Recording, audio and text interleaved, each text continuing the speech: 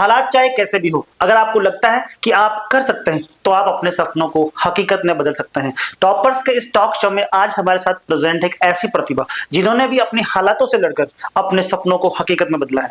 नमस्कार, मैं Arjun Rajoria, motivational speaker and faculty of physics, Swarnim career institute Ringas. तो चलिए मिलते हैं आज के इस एपिसोड में गीता सैनी से। तो कांग्रेचुलेशन गीता, आपने अपने विपरीत हालातों से निकलकर अपने सपनों को हकीकत में बदला। तो कैसा लग रहा है सर? मुझे बहुत अच्छा लग रहा है अपने सपनों को पूरा करने के बाद? यस सर, मुझे यहाँ पे आके बहुत अच्छा लग रहा है। आपने सोचा था कि मैं इस सक्सेस की जर्नी को अपने यहाँ बैठ करके ऑडियंस के साथ शेयर करूंगी? Yes sir. कब आपको लगा था कि मुझे भी यहाँ आना है और इस शो में बैठकर अपनी जर्नी को शेयर करना है? सर, मैंने इसी कोचिंग से पढ़ाई की थी। जब यहाँ से बच्चे सिलेक्ट होकर जा रहे थे तो उनको देख के मुझे भी लगता था कि मुझे भी एक दिन यहाँ पे आना है। कहीं ना कहीं हमारा टॉपर्स का टॉक शो भी बच्चों के लिए एक मोटिवेशन का काम कर रहा है। उनको लगता है कि मुझे भी यहाँ जाना है, मुझे भी यहाँ बैठना है और अपनी जर्नी को शेयर करना है। तो हम जानते हैं गीता से अब वन बाय वन करके उनके सक्सेस की जर्नी को। तो आपने सबसे पहले कब देखा कि मुझे डॉक्टर बनना है? सर, जब हम छोटे थे तो बचपन में जब हम खेलते थे ऐसे डॉक्टर बन के, तो ऐसा होता था कि हम भी बड़े होकर डॉक्टर बनेंगे। तो उस टाइम पे हमने फर्स्ट टाइम सोचा था। कहीं ना कहीं आपका काम भी आपके सपनों को हकीकत में बदल सकता है। मतलब मैं कई बार बच्चों से बोलता हूँ, मेरा जो पर्सनल ओपिनियन रहा है कि आप मजाक भी कुछ ऐसी करें जो कहीं ना कहीं पॉजिटिव वे में हो। जिस तरह इन्होंने बताया कि बचपन में ये डॉक्टर बन के खेलते थे और आज जब ये डॉक्टर बनते हैं तो कहीं ना कहीं बचपन को रिलेट कर पाते हैं। तो फिर आपने इस जर्नी को शुरू कैसे किया? कब जाके आपने डॉक्टर के लिए तैयारी शुरू की और कब जाके आपने इसके बारे में सोचा, कैसे हुआ? सर, मैं 9th क्लास में यहाँ पे आई थी। उसके बाद मैंने 11th 12th की। तो यहाँ 12th करने के बाद यहाँ के डायरेक्टर जी सर, यहाँ के टीचर्स ने बताया कि तुम लोग बायो लेके यहाँ पे नीट कर सकते हो। तो मतलब आपने फाउंडेशन नहीं किया? नहीं सर। आपने सीसीए स्कूल से ही 9th 10th 11th 12th, तो वो भी हिंदी मीडियम से किया।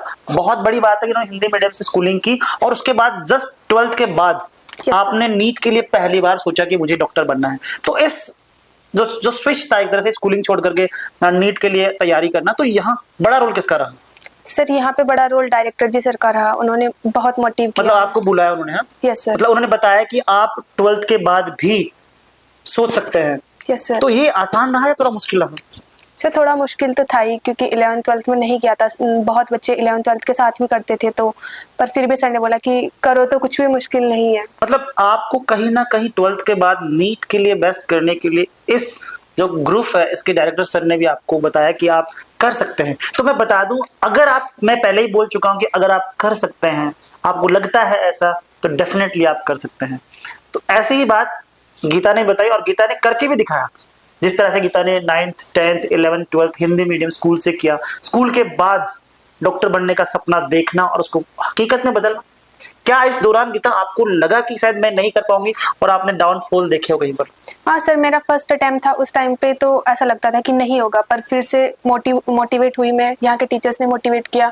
सेकंड अटेम्प्ट में लगा था कि इस बार कर लूंगी, पर rank high, cut off high जाने के चक्कर में। मतलब आप जब यहाँ आए तो 12th के बाद आपका पहली बार, जैसा कि आपने बताया कि पूरी तरह से आप शायद सेट नहीं कर पाए थे। पहली साल तो कहीं ना कहीं डाउनफॉल ही था। Yes, sir. लेकिन सेकंड बार आपने दिया तो आपको ये लगा था कि शायद आप कर पाएंगे और आपने किया भी। Yes, शायद आपका मार्क्स जो रहा 584 रहा, लेकिन उस दौरान कट ऑफ बहुत ज्यादा चले जाने की वजह से आप नहीं कर पाए। Yes, sir. फिर आपने थर्ड अटेम्प्ट लिया, तो आपको ये श्योर था कि मुझे थर्ड अटेम्प्ट लेना चाहिए या फिर नहीं लेना चाहिए? नहीं सर, मैंने सेकंड अटेम्प्ट के बाद मैं सोचा कि अब नहीं करूंगी और फिर मैं यहाँ से चली भी गई। मतलब आपने गिव अप कर दिया था? Yes, sir. तो जब आपने गिव अप किया तो आपको वापस से सर, फिर यहाँ पे प्रदीप जी सर ने एक बार मेरे से बात की, तो उन्होंने बोला कि तू मेरे कहने पे एक बार और कर। कितनी बड़ी बात है कि डॉक्टर बनने से पहले कि इन्होंने जब गिव अप किया और यहाँ की फैकल्टीज ने आप पे भरोसा दिखाया। तो मैं तो ये कहूंगा कि बच्चे पे भरोसा दिखाना बहुत जरूरी बात है। तो उन्होंने भरोसा दिखाया तो आपने एक बार वापस चांस लिया। Yes sir. और वो आपके लिए सही भी रहा। Yes sir. तो आपके सक्सेस के अंदर इस पूरे सिस्टम का क्या हाथ है? सर, पूरे सिस्टम जैसे कि यहाँ पे एकदम फेमिलियर माहौल था। यहाँ के टीचर्स हमें बहुत ज्यादा सपोर्ट करते थे, हर चीज को समझाते थे अच्छे से। उसमें तो आपको कभी लगा ही नहीं है कि कोचिंग में आते हो आप? Yes sir. तो सबसे बड़ी बात क्या रही यहाँ की?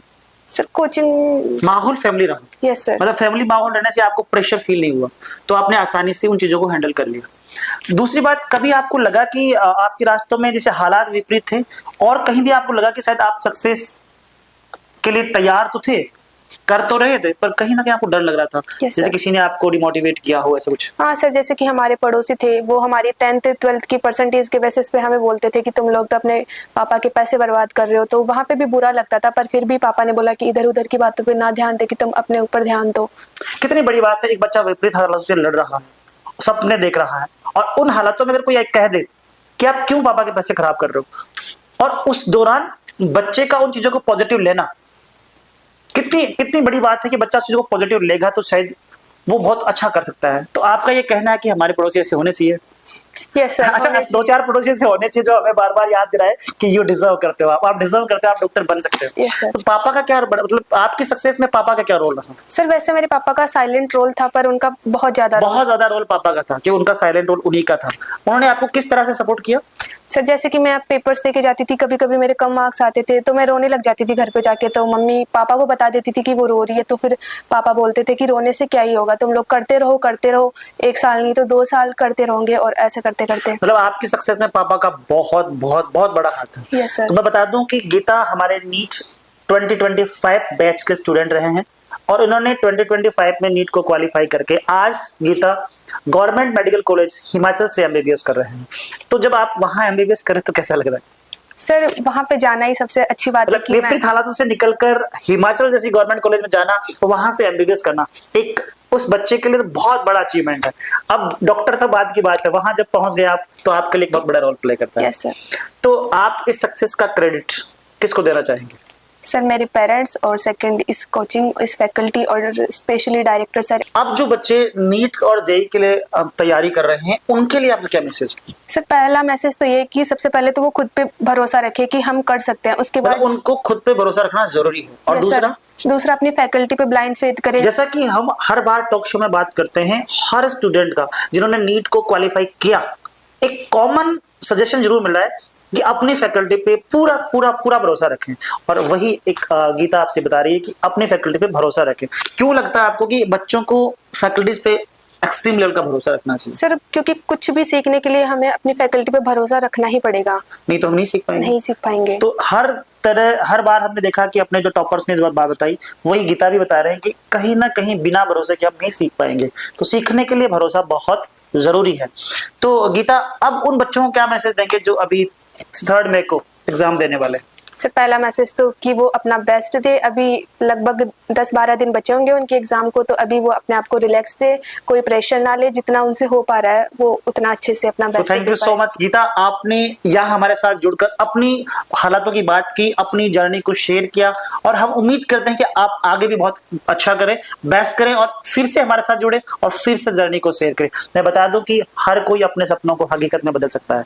बस भरोसा रखो खुद पर, भरोसा रखो पेरेंट्स पर, और जहां से भी पढ़ रहे हो, जैसे ही पढ़ रहे हो, अपने टीम पर एक्सट्रीम लेवल का भरोसा रखो। थैंक यू सो मच, मिलते हैं अगली बार अगले टॉपर के साथ।